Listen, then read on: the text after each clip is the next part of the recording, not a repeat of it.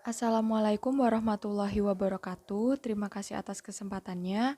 Perkenalkan kami dari kelompok 1 kelas FA Akuntansi Perbankan Syariah. Hari ini akan membahas mengenai akuntansi transaksi murabaha. Berikut adalah nama beserta NIM dari kelompok 1. Baik, langsung saja berikut adalah presentasi dari kelompok 1. Semoga bermanfaat dan selamat menonton. Baik, terima kasih atas kesempatannya. Perkenalkan, saya Linda Rahayu, NIM 2018-310092 akan menjelaskan tentang cakupan standar akuntansi murabaha. Penggunaan standar akuntansi murabaha bergantung pada metode pengakuan pendapatan murabaha. Menurut PA PSI 2013, untuk pengakuan murabaha yang menggunakan metode anuitas wajib menggunakan PSAK 55 tahun 2011 tentang instrumen keuangan, pengakuan, dan pengukuran, PSAK 50 2010 tentang instrumen keuangan, penyajian, lalu PSAK 60 instrumen keuangan pengungkapan, dan PSAK lain yang relevan, sepanjang tidak bertentangan dengan prinsip syariah. Hal ini dikarenakan metode anuitas didasarkan pada asumsi pembiayaan. Adapun jika bank memilih untuk menggunakan metode proporsional, maka pencatatan transaksi murabaha wajib menggunakan PSAK 102 tentang akuntansi murabaha. Standar ini mulai berlaku efektif sejak 1 Januari 2008. PSAK ini menggantikan PSAK 59 yang berhubungan dengan pengakuan, pengukuran, penyajian, dan pengungkapan murabaha. Lalu, slide selanjutnya tentang teknis perhitungan dan penjurnalan transaksi murabaha. Di sini saya akan menjelaskan terlebih dahulu tentang teknis perhitungan transaksi murabaha. Yang pertama, perhitungan penentuan margin murabaha. Dalam perbankan, biasanya margin dihitung dengan menggunakan metode anuitas. Makin lama jangka waktu pembiayaan, maka makin besar margin yang dikenakan pada nasabah. Dalam diskusi ekonomi syariah, pembolehan konsep tersebut dikarenakan konsep anuitas hanya digunakan sebagai dasar perhitungan margin. Setelah margin ditentukan, nilai margin tersebut bersifat tetap dan tidak berubah saat terjadi keterlambatan pembayaran oleh nasabah. Nah, hal ini juga disebutkan dalam PSAK 102 bahwa akad murabaha memperkenalkan penawaran harga yang berbeda untuk pembayaran yang berbeda sebelum akad murabaha dilakukan. Lalu yang kedua, ada perhitungan angsuran per bulan dan pendapatan yang diakui. Nah, angsuran per bulan bersifat merata dan tetap sepanjang masa pelunasan. Perhitungan angsuran dapat dilakukan dengan rumus, yaitu angsuran per bulan sama dengan total piutang dikurangi uang muka, dibagi jumlah bulan pelunasannya. Lalu yang terakhir, perhitungan pendapatan margin yang diakui saat jatuh tempo atau pembayaran angsuran. Setiap tanggal jatuh tempo, Bank Syariah akan mengakui adanya pendapatan margin. Besarnya pendapatan margin yang diakui bergantung pada alternatif pendekatan yang dilakukan atau yang digunakan. Bila bank menggunakan pendekatan proporsional, maka besarnya margin setiap bulan adalah sama. Sedangkan menggunakan pendekatan tabel anuitas, maka margin pada bulan pertama akan lebih besar dibanding dengan bulan kedua dan seterusnya. Lalu selanjutnya, jurnal transaksi murabaha. Yang pertama, saat negosiasi. Pada waktu negosiasi, pada bank syariah tidak melakukan jurnal apapun karena negosiasi tersebut belum memiliki implikasi terhadap posisi keuangan bank syariah. Lalu selanjutnya, pengakuan uang muka. Berdasarkan PSAK 102 paragraf 30 disebutkan bahwa uang muka diakui sebagai uang muka pembelian sebesar jumlah yang diterima. Dalam perbankan terdapat 3 macam alternatif mekanisme perlakuan uang muka. Yang pertama, dengan mendebit langsung uang muka yang disepakati tersebut. Lalu kedua, memblokir rekening nasabah sebesar nilai yang disepakati. Lalu yang terakhir, uang muka dipegang dan dibayar langsung oleh nasabah kepada pemasok. Jurnalnya adalah debit rekening nasabah, kreditnya adalah uang muka. Lalu selanjutnya, terakhir, pembelian barang pesanan. Pembelian barang pesanan dapat dilakukan dengan 2 alternatif, yaitu dengan membeli langsung barang secara tunai kepada pemasok, lalu yang kedua membeli langsung barang secara kredit kepada pemasok. Nah, untuk jurnal alternatif yang pertama yaitu karena ini secara tunai, maka jurnalnya debit persediaan aset murabahah, kreditnya kas atau rekening nasabah. Lalu yang alternatif kedua karena ini membeli langsung barang secara kredit, maka jurnal yang pertama adalah debit persediaan aset murabahah, kredit utang pada pemasok. Lalu jurnal saat pelunasan utang pada pemasok yaitu debitnya utang pada pemasok, kreditnya kas atau rekening pemasok. Sekian dari saya, selanjutnya akan dipresentasikan oleh rekan saya. Terima kasih.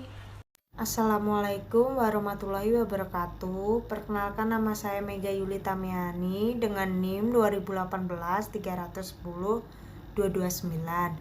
Berikut saya akan melanjutkan presentasi dari rekan saya, yaitu mengenai saat akad murabahah tidak jadi disepakati. Nah, di dalam PSAK ini diatur berdasarkan PSAK 100.02 paragraf ke-7, yaitu disebutkan bahwa murabahah berdasarkan pesanan dapat bersifat mengikat atau tidak mengikat untuk pembelian barang yang dipesannya. Nah, dalam hal ini menunjukkan jika kontrak murabahah tersebut tidak mengikat pembeli untuk membeli barang yang telah dipesan, maka pembeli dapat membatalkan pembeliannya. Nah, sebagai contoh yaitu ketika seseorang membeli suatu barang. Nah, kemudian pembelinya ini tidak jadi membelinya atau membatalkan barang tersebut. Nah, kemudian DP yang telah diberikan oleh pembeli ini dapat diambil oleh pembeli atas kesepakatan penjual dengan pembeli. Nah, selanjutnya yaitu berdasarkan PSAK 102 paragraf 30. Nah, di mana bahwa jika barang batal dibeli oleh pembeli, maka uang muka dikembalikan kepada pembeli setelah diperhitungkan dengan biaya-biaya yang telah dikeluarkan oleh penjual. Nah, contohnya yang sudah saya jelaskan tadi, jika pembelinya ini tidak jadi membeli barang, maka penjual wajib mengembalikan DP tersebut. Nah, sebagai contohnya begini, pembeli membeli sebuah motor dengan DP 10 juta. Nah, kemudian tidak jadi membeli barang tersebut karena suatu hal. Kemudian 100 juta tersebut dapat dikembalikan DP-nya setelah dipotong dengan biaya operasional seperti biaya administrasi dan biaya operasional lainnya. Jadi 10 juta itu bisa dikembalikan 9 juta. Nah, kemana yang 1 juta? Yaitu 1 jutanya dipotong dengan biaya operasional dan biaya administrasi yang telah disetujui oleh penjual dan pembeli. Nah, yaitu selanjutnya yaitu saat akad murabahah disepakati, di mana di sini terjadi pencatatan seperti ini, yaitu penjualan murabahah oleh toko atau perusahaan. Kemudian pengakuan uang muka sebagai bagian pelunasan piutang murabahah ke kredit, pengakuan pendapatan administrasi dan penerimaan lainnya atas biaya operasional yang dibebankan kepada nasabah pembiayaannya ke kredit.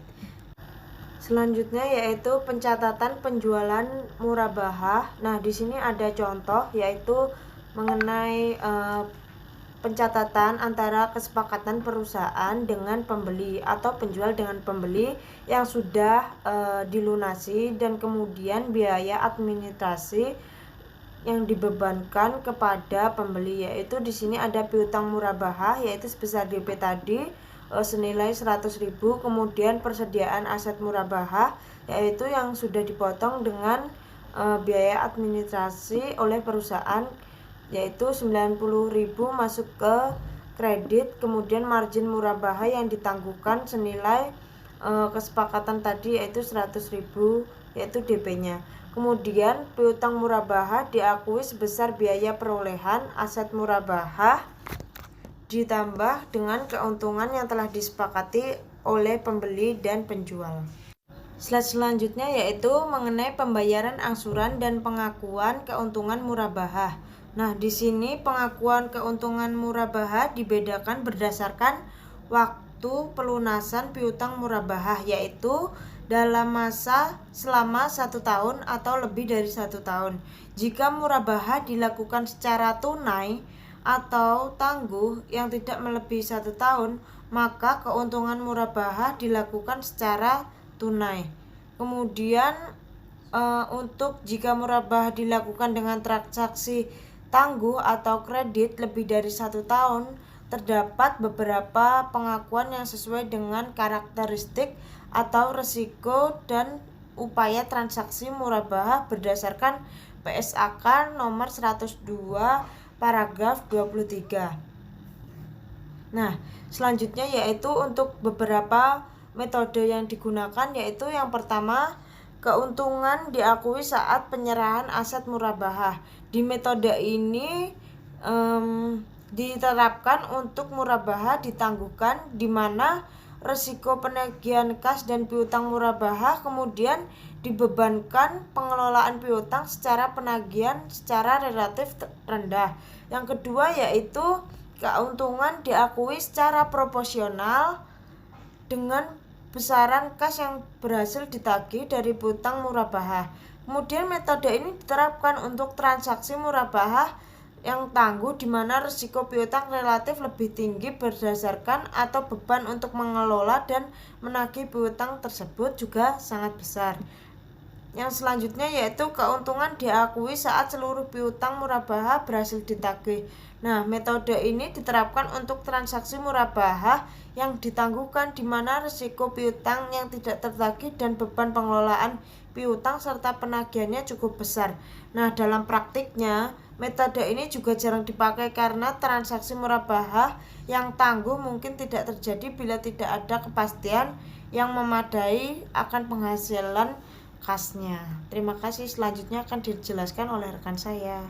Terima kasih atas kesempatannya. Perkenalkan, nama saya Madia Amanah, NIM 2018-310422. Di sini akan menjelaskan mengenai pembayaran angsuran dan pengakuan keuntungan murabahah. Di mana yang pertama yaitu semisal pembayaran angsuran dilakukan pada tanggal jatuh tempo. Jurnalnya adalah kas rekening nasabah pada piutang murabahah dan juga margin murabahah yang ditanggungkan pada pendapatan margin murabahah, di mana margin murabahah ini dilaporkan di neraca sebagai pengurang piutang murabahah dan pendapatan margin murabahah dilaporkan di laba rugi pada bagian pendapatan pengelolaan dana sebagai mudhorib. Lalu selanjutnya yaitu pembayaran angsuran setelah tanggal jatuh tempo tanpa dikenakan denda.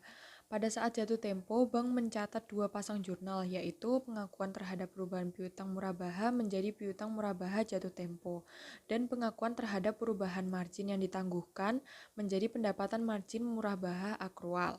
Selanjutnya, pada saat pendebitan rekening nasabah, bank mengakui berkurangnya piutang murabahah jatuh tempo dan terjadinya perubahan pendapatan margin akrual sebagai pendapatan margin. Selanjutnya, yaitu pembayaran angsuran dilakukan setelah tanggal jatuh tempo dengan pengenaan denda keterlambatan. Bank Syariah diperbolehkan mengenakan denda pada nasabah yang memiliki kemampuan untuk membayarkan angsurannya, tetapi sengaja menunda-nunda pembayarannya. Berdasarkan PSAK 102 paragraf 29 disebutkan bahwa denda yang diterima diakui sebagai bagian dana kebajikan. Dalam praktik perbankan, terdapat beragam penerapan jumlah denda. Ada yang berdasarkan perhitungan otomatis seperti 1/1000 tunggakan per hari, ada yang bersifat nominal tertentu yang sudah ditetapkan, dan ada yang bersifat penimbangan subjektif dengan melihat dasar keterlambatan. Terdapat variasi dalam transaksi murabahah, di mana ada 3 macam. Yang pertama yaitu variasi dalam kebijakan uang muka. Jadi dalam praktik perbankan ini terdapat 3 macam alternatif mekanisme perlakuan uang muka. Yang pertama yaitu dengan mendebit langsung uang muka yang disepakati tersebut. Yang kedua yaitu memblokir rekening nasabah sebesar nilai yang disepakati. Dan yang ketiga yaitu uang muka dipegang dan dibayar langsung oleh nasabah kepada pemasok. Lalu yang kedua yaitu variasi dalam pencatatan urbun atau DP sebagai bagian pelunasan murabahah. Jadi pengakuan uang muka ini sebagai bagian pelunasan piutang murabahah dilakukan sesuai dengan metode pencatatan uang muka sebelum akad murabahah disepakati.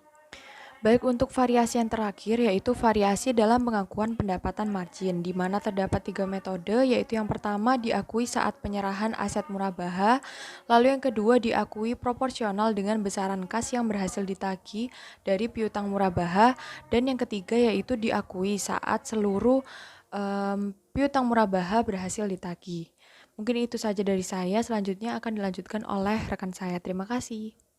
Assalamualaikum warahmatullahi wabarakatuh. Perkenalkan, nama saya Nurainatul Hasanah dengan NIM 2018-310424. Nah, saya di sini akan melanjutkan presentasi dari rekan saya. Sebelumnya, rekan saya telah membahas tentang metode pengakuan proporsional dengan besaran kas yang berhasil ditagih. Dan di sini saya sekarang akan membahas dua alternatif lainnya yang sebagai berikut. Yang pertama, alternatif pertama yaitu pengakuan margin murabaha saat menyerahkan aset murabaha. Di mana alternatif ini itu ditetapkan jika murabaha dilakukan secara tunai atau tangguh tidak melebihi 1 tahun, atau bisa juga murabaha tangguh dengan lebih dari 1 tahun dengan resiko penagihan kas dari piutang murabaha itu sendiri dan beban pengolahan piutang serta penagihannya relatif rendah. Lalu contohnya itu pada transaksi murabaha PT Hania. Nah, di situ bank menilai bahwa resiko penagihan kas dari piutang murabaha itu sendiri dan beban pengolahan piutang serta penagihannya itu relatif rendah. Maka pengakuan pendapatannya dapat dilakukan pada saat penyerahan aset murabaha itu sendiri. Nah, sebagai berikut jurnal yang terkait transaksi tersebut ialah yang pertama ada jurnal saat akan disepakati, yaitu debitnya piutang murabaha, kreditnya persediaan aset murabaha, dan pendapatan margin murabaha. Lalu jurnal saat pembayaran angsuran oleh nasabah. Nah, di situ debitnya kas atau rekening nasabah, kreditnya piutang murabaha. Lalu alternatif kedua yaitu pengakuan pendapatan hanya pada saat piutang murabaha berhasil ditagih seluruhnya. Alternatif ini itu ditetapkan jika transaksi murabaha tangguh di mana risiko piutang tidak tertagih dan beban pengolahan piutang serta penagihannya cukup besar. Contohnya itu pada transaksi murabaha PT Hania, di mana bank menilai bahwa risiko penagihan kas dari piutang murabaha dan beban pengelolaan piutang serta penagihannya cukup besar. Maka pengakuan pendapatannya dilakukan saat seluruh piutang murabaha itu berhasil ditagih. Nah, di berikut beberapa jurnal terkait dengan transaksi tersebut, yaitu yang pertama jurnal saat akad disepakati. Debitnya itu piutang murabaha, kreditnya persediaan aset murabaha, kreditnya margin yang ditangguhkan. Lalu jurnal kedua yaitu jurnal saat pembayaran angsuran oleh nasabah. Debitnya itu kas atau rekening nasabah, kreditnya piutang murabaha. Jurnal yang ketiga yaitu jurnal saat pembayaran angsuran terakhir oleh nasabah dengan asumsi nasabah melakukan pembayaran sesuai dengan jadwal sehingga pembayaran terakhir pada bulan ke-24. Maka jurnal pada bulan ke-24 adalah sebagai berikut, yaitu debitnya itu kas rekening nasabah, kreditnya piutang murabaha, debitnya margin yang ditangguhkan, kreditnya pendapatan margin. Praktik murabaha untuk transaksi LC, di mana pembelian tidak langsung dilakukan oleh bank, melainkan diwakilkan kepada nasabah.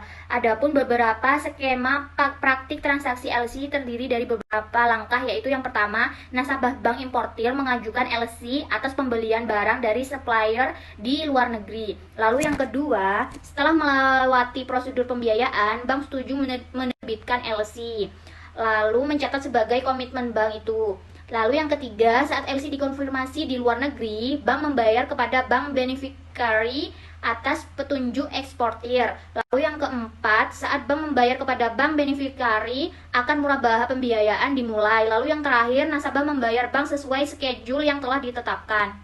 Penyajian transaksi murabaha di laporan keuangan. Nah, berdasarkan Pepsi 2013, terdapat beberapa akun terkait pembiayaan murabaha yang relevan untuk disajikan dalam laporan keuangan. Yang pertama, uang muka murabaha dari pembeli disajikan sebagai liabilitas lainnya. Lalu yang kedua, tagihan kepada nasabah atas pembatalan transaksi murabaha, di mana uang muka nasabah lebih kecil dari beban real yang dikeluarkan nasabah disajikan sebagai piutang corp. Lalu yang ketiga, piutang murabaha disajikan sebesar saldo pembiayaan murabaha nasabah kepada bank. Lalu yang keempat, margin murabaha yang dikeluarkan nasabah disajikan sebagai piutang corp. Lalu yang ketiga, piutang murabaha disajikan sebesar saldo pembiayaan murabaha nasabah kepada bank. Lalu yang keempat, margin murabaha ditangguhkan disajikan sebagai pos lawan piutang murabaha. Lalu yang kelima, beban potongan pelunasan atau angsuran murabaha sebagai pos lawan pendapatan margin murabaha. Yang keenam, dalam hal bank menggunakan metode proporsional pendapatan dan beban yang terkait langsung dengan transaksi murabahah yang belum diamortisasi disajikan sebagai liabilitas lainnya dan aset lainnya. Yang ketujuh, pendapatan margin murabahah yang akan diterima disajikan sebagai bagian dari aset lainnya pada saat nasabah tergolong performing, sedangkan apabila nasabah tergolong non-performing, maka pendapatan margin murabahah yang akan diterima disajikan pada rekening administratif. Lalu yang kedelapan, cadangan kerugian penurunan nilai murabahah disajikan sebagai pos lawan piutang murabahah. Lalu yang terakhir ada denda takzir disajikan sebagai komponen dari sumber dana kebijakan Qardul Hasan. Lalu yang terakhir ada pengungkapan transaksi murabahah, yaitu yang pertama, rincian piutang murabahah berdasarkan jumlah, jangka waktu, jenis waluta, kualitas piutang, jenis penggunaan, sektor ekonomi, dan cadangan kerugian penurunan nilai. Lalu yang kedua, jumlah piutang murabahah yang diberikan kepada pihak yang berelasi. Lalu yang ketiga, kebijakan dan metode akuntansi untuk pengakuan pendapatan, cadangan kerugian penurunan nilai, penghapusan, dan penanganan piutang murabahah yang bermasalah. Lalu yang terakhir, besarnya piutang murabahah baik yang dibebani sendiri oleh bank maupun secara bersama-sama dengan pihak lain sebesar bagian pembiayaan bank itu sendiri. Sekian dari saya, terima kasih.